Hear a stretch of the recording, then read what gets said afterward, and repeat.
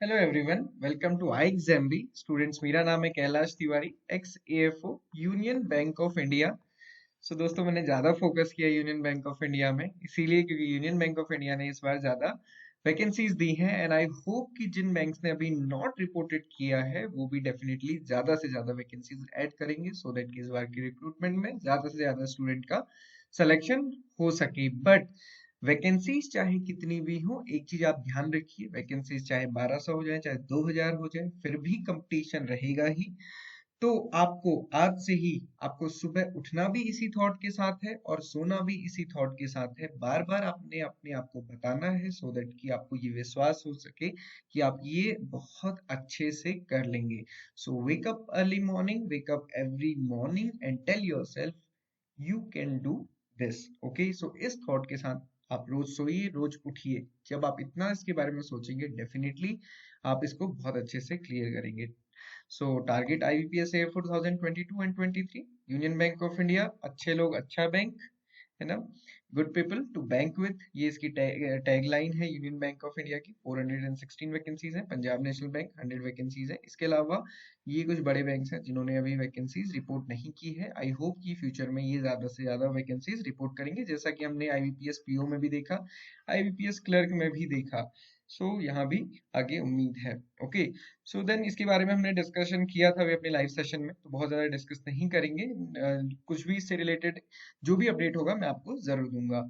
Then online registration की date 1 नवंबर से 21 नवंबर है। जल्दी से अपना ये एप्लीकेशन फॉर्म फिल कर लें, लास्ट के लिए ना रखें। कोई भी डाउट और क्वेरी क्लियर करने के बाद ही अपना फॉर्म को फिल करें। एग्जाम डेट 24 या 31 होगी। ऑनलाइन एग्जामिनेशन मेंस का 29 होगा। रिजल्ट एज यूजुअल फरवरी में आएगा। फरवरी मार्च में आप इंटरव्यू की प्रिपरेशन करेंगे। 1 अप्रैल को आपको रिजल्ट मिलेगा। ओके, एज की बात हम करेंगे तो 1 नवंबर 2022 डेट इसकी एलिजिबिलिटी कट ऑफ डेट है। 20 ईयर और मैक्सिमम 30 ईयर। तो जितने भी स्टूडेंट 2 नवंबर 1992 से 1 नवंबर 2002 के बीच में है, और ये दोनों डेट इंक्लूडिंग है, वो इसके लिए एलिजिबल है, बाकी स्टूडेंट्स नहीं है। एजुकेशनल क्वालिफिकेशन 21 नवंबर 2022 को होनी चाहिए, मतलब जो 21 नवंबर आएगा। कुछ स्टूडेंट ने मुझे कहा कि सर अभी हमको पीडीसी नहीं मिली है, 8 सेमेस्टर का रिजल्ट आ चुका है। आप अपने रजिस्ट्रार के पास जाइए, अपने कॉलेज में जाइए और उनसे मांगिए और उनको बताइए कि हमको ये देना है, अदरवाइज हम इसमें एलिजिबल नहीं हो पाएंगे। ओके, मार्कशीट या फिर पीडीसी आपकी होनी चाहिए, वो क्लियरली मेंशन है। Agriculture field officer, age limit ये है 4 डिग्री, 4 ईयर डिग्री प्रोग्राम होना चाहिए। एग्रीकल्चर में horticulture, animal husbandry, dairy, fisheries, pisciculture, agri marketing corporation, corporation and banking, agro forestry, forestry, agri biotechnology, food science, food agri business, food technology, dairy technology, agriculture engineering या फिर agriculture में। तो agree and allied subject जितने हैं सारे इसमें eligible हैं। Okay, then exam pattern की बात करेंगे। एग्जाम पैटर्न में इंग्लिश लैंग्वेज के 50 क्वेश्चन होंगे, जिसमें कि 25 मार्क्स, मतलब हर क्वेश्चन के लिए 0.5 मार्क्स होगा। नेगेटिव मार्किंग है 1/4 की, नेगेटिव मार्किंग यहाँ पे है। रीजनिंग में 50 क्वेश्चंस होंगे, 50 मैक्सिमम मार्क्स हैं। सिमिलरली क्वांट्स में 50 क्वेश्चन, 50 मार्क्स हैं। 125 मार्क्स रहेंगे 150 क्वेश्चंस के लिए। टाइम ये आप देख सकते हैं, 40 मिनट्स मिलेंगे। और जो सिलेक्शन होगा उसके लिए आपको कट ऑफ क्लियर करनी पड़ेगी। और कट ऑफ की अगर हम बात करें, लास्ट ईयर की जो कट ऑफ थी वो आप देख सकते हैं। जनरल के लिए इंग्लिश की 4.75 थी, रीजनिंग की 6.5 थी, क्वांट्स की 9 थी। ओके, जनरली इससे पहले क्या होता था, रीजनिंग की कट ऑफ ज्यादा होती थी, क्वांट्स की कम होती थी। बट लास्ट ईयर रीजनिंग का पेपर डिफिकल्ट आया था और पेपर का लेवल हर साल बढ़ रहा है। तो डेफिनेटली इस बार भी आप ये एक्सपेक्ट कर सकते हैं कि पेपर डिफिकल्ट हो सकता है। तो इसलिए आपको अपनी प्रिपरेशन बहुत अच्छी करनी है। स्टूडेंट पूछते हैं कि सर सेफ अटेम्प्ट क्या है, कितने हमको क्वेश्चन कम से कम करने हैं, क्या कितने मार्क्स को हमको टारगेट करना है। तो देखिए, 4.75 था। मैं ये नहीं कहूंगा कि आपको 10 मार्क्स को इसमें देखना है। आपके जितने भी क्वेश्चंस हैं, आप ये मान के चलिए कि 50% आपको टारगेट करना है। जब आप अभी से 50% लेंगे, तब आपकी अच्छे से क्लियर हो पाएगी cut off. Otherwise marginal approach में ना फिर हमेशा फिर कंफ्यूजन या फिर डाउट, और फिर जब तक रिजल्ट नहीं आएगा ना प्रीलिम्स का तब तक आपको सेटिस्फेक्शन नहीं होगा। और उस चक्कर में होता क्या है, मेंस की प्रिपरेशन बहुत हैम्पर होती है। आपके पास अभी 50 डेज लगभग है, बहुत अच्छे से आप प्रिपेयर कर सकते हो, ट्रस्ट मी।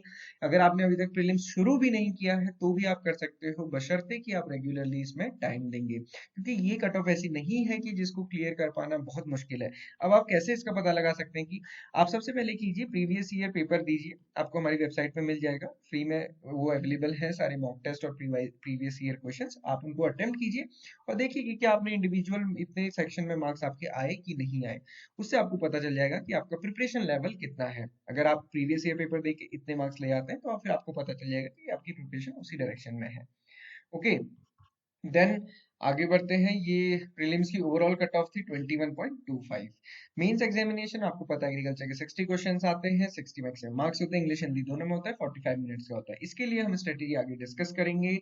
लास्ट ईयर या उससे पहले मैंने देखा है स्टूडेंट्स बहुत सारी इधर उधर की चीजें पढ़ते हैं जिससे कोई फायदा नहीं होता। अगर आप प्रीवियस ईयर या फिर 2020 और हम कह सके लास्ट ईयर को 2021 का भी पेपर अगर आप देखेंगे तो उसमें एग्रीकल्चर कंसेप्ट से बहुत अच्छे अच्छे क्वेश्चन थे। अब जो पेपर है वो काफी कंसेप्चुअल ओरिएंटेड होते हैं, जिसमें कि इधर उधर की चीजें बहुत कम पूछी जाती हैं, और वो क्या इधर उधर की चीजें हैं जो गुमराह करती हैं वो भी मैं आपको बताऊंगा। ओके, मेंस की कट ऑफ की बात करें, ये पिक्चर थोड़ी सी ब्लर है, तो 27.75 थी यहाँ पे आउट ऑफ 60 मार्क्स।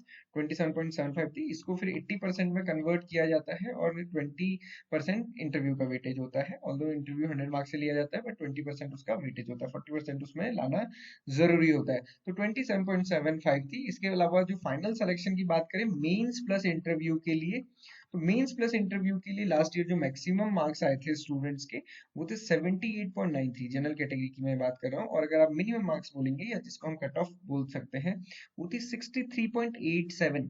तो आप ये देखिए कि कंपटीशन लास्ट ईयर काफी ज्यादा इंक्रीज हुआ, और जो कट ऑफ थी प्रीलिम्स मेंस की, सॉरी 27.75, अगर आप इसको आगे लेके जाएंगे मतलब 80% में कन्वर्ट करेंगे तो अराउंड 35 से 36 के बीच में ये रहेगी। उसके बाद भी अगर आप देखते हैं 35-36 होने के बाद भी 20 में से 20 पहले तो किसको मिलते नहीं इंटरव्यू में, तब भी अगर मार्क्स लाएंगे तो तब भी 56 मार्क्स होंगे। तो आप ये समझिए कि जो कट ऑफ थी उससे काफी ज्यादा हायर मार्क्स पे ही सिलेक्शन हुआ, मतलब 27.75 पे सिलेक्शन नहीं हुआ जनरल में, उससे ज्यादा मार्क्स लाने पे ही सिलेक्शन हुआ है। आप इस मार्क्स से इसको इक्वेट कर सकते हैं। तो टारगेट, इसीलिए मैंने आपसे कहा टारगेट कट ऑफ को कभी मत रखिए, क्योंकि कट ऑफ होते हैं लास्ट सेलेक्टेड स्टूडेंट्स के मार्क्स, तो आपको लास्ट सेलेक्टेड स्टूडेंट को टारगेट नहीं करना है, आपको उनको से ऊपर ही टारगेट करना है। और बेसिकली जो कट ऑफ है वो लास्ट ईयर के पेपर के अकॉर्डिंग थी, इस बार पेपर डिफिकल्ट भी हो सकता है, इजी भी हो सकता है। ओके, सो कट ऑफ के लिए मैंने आपको बता दिया है, ये जस्ट आप ऐसे रिज्यूम कर सकते हैं, आप प्रीवियस ईयर पेपर दीजिए और उससे आपको अपनी प्रिपरेशन का लेवल पता चल जाएगा। ओके, देन इसके अलावा जो सबसे इंपॉर्टेंट चीज है, आपको 850 रुपीज इसके पे करने हैं, 175 for SC ST PWBD students के लिए। तो दोस्तों देखिए, आप लोग अपनी इतनी प्रिपरेशन कर रहे हैं, अपना इतना इंपॉर्टेंट टाइम आप दे रहे हैं, आप इतने इंपॉर्टेंट पैसे आप अपने दे रहे हैं, पैसे सिर्फ एग्जामिनेशन फॉर्म फिल करने में नहीं जाते हैं, बल्कि आप जो भी इसके लिए मटेरियल, चाहे बुक्स लेंगे चाहे कोर्स लेंगे कुछ भी लेंगे, आप उसमें भी पे करेंगे। तो उसके जब आप पे कर रहे हैं तो उसका पूरा पूरा यूज करके और उसको रिवॉर्ड में जरूर चेंज कीजिए। ओके, सो उसके लिए पढ़ाई अभी से शुरू कीजिए। अभी से कहने का मतलब है, अगर आप 31 अक्टूबर को देख रहे हैं तो आप अभी से शुरू कीजिए, 1 नवंबर को देख रहे हैं तो आप अभी से शुरू कीजिए, बट शुरू कीजिए। 45 डेज का स्टडी प्लान हमने दिया है, जिसकी हमारी क्लासेस भी 1 नवंबर से शुरू होने वाली हैं हमारे ऑनलाइन कोर्स में। इसके अलावा हम यूट्यूब पे भी सेशन करेंगे, और हमारा जो लाइव क्लास का शेड्यूल रहेगा हमारे पेड कोर्स में वो ये रहेगा। और मैंने आपको पहले ही बताया, इसको आप डाउनलोड कर लीजिए, इसके PDF आपको लिंक बॉक्स में मिल जाएगा। लिंक में जो मिलेगा, इसमें 2 पेज का सिर्फ ये है, तो मतलब आगे पीछे आपका हो जाएगा, बट इसको एज अ चेकलिस्ट आप रखिए, क्योंकि इससे आपको पता चलेगा कि आपने कितना कवर किया है। जैसे पॉइंट्स में आप नंबर सीरीज आपने कर लिया तो आप इधर टिक कीजिए, सिमिलरली रीजनिंग में देन इसी टाइप से सब करते हुए चलेंगे। और हर सैटरडे संडे आप ये तो बिल्कुल टारगेट रखिए कि आपको एक मॉक टेस्ट और एक प्रीवियस ईयर पेपर जरूर देना है, या फिर 2 मॉक टेस्ट आपको देने हैं। इस टाइप से आप करेंगे तो करीब करीब आप 10 से ज्यादा मॉक टेस्ट देख के जा पाएंगे। तो ये आपकी जरूर होनी चाहिए, मॉक टेस्ट के स्कोर से भी आप थोड़ा बहुत मोटिवेटेड होते हैं और आपको अपना पता चलता है कि कितना आपने क्लियर किया है। ओके, सो सिमिलरली ये आप बिल्कुल अपना नोट कर लीजिए, इसको मैं बहुत ज्यादा डिफाइन नहीं करूंगा। क्वांट रीजनिंग इंग्लिश की फैकल्टी आपको बताएंगे कि क्या टॉपिक को कितना इंपॉर्टेंस आपको देना है। बट हमारी क्लासेस क्योंकि कल से शुरू हो रही हैं, तो मैं आपसे बोलूंगा कि आप भी अभी से पढ़ना शुरू कीजिए, चाहे आप कहीं से भी पढ़ें, ये मैटर नहीं करता, क्योंकि सोर्स हमेशा वो होता है जहां से समझ आए। आपको पता है किसी भी चीज के लिए बहुत सारी बुक्स होती हैं, बहुत सारे टीचर्स होते हैं, जहां से आपको समझ आता है वहां से पढ़िए, बट पढ़ना शुरू कीजिए, क्योंकि पढ़ना आपको ही है। ओके, और रिवीजन को सफिशिएंट टाइम दीजिएगा और बहुत अच्छे से प्रिपरेशन स्टार्ट कीजिए। It's going to be hard, उसमें कोई डाउट नहीं है, बट इसका ये मतलब नहीं है कि ये इम्पॉसिबल है। नेल्सन मंडेला अपने आप में, आप अगर उनके वर्क को देखेंगे, वो तो बहुत ज्यादा हार्ड किया, वो इम्पॉसिबल था, बट उन्होंने उसको भी पॉसिबल करके दिखाया। तो ये तो ऐसी चीज है जो कि पॉसिबल है। सो आप बहुत अच्छे से प्रिपरेशन अपनी कीजिए। कोई भी डाउट क्वेरी के लिए हम आपके पास रेगुलर है, रेगुलरली हम सेशंस लाते रहेंगे।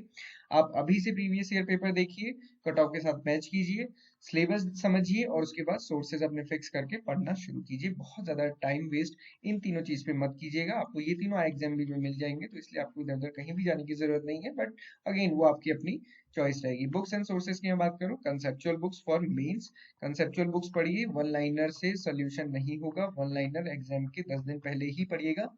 वन लाइनर से अच्छा है कि कंसेप्चुअल बुक्स पढ़िए और अपने नोट्स खुद बनाइए। आप जो अपने नोट्स से वन लाइनर बनाएंगे वो आपके लिए सबसे सक्सेसफुल या फिर बहुत अच्छे होंगे।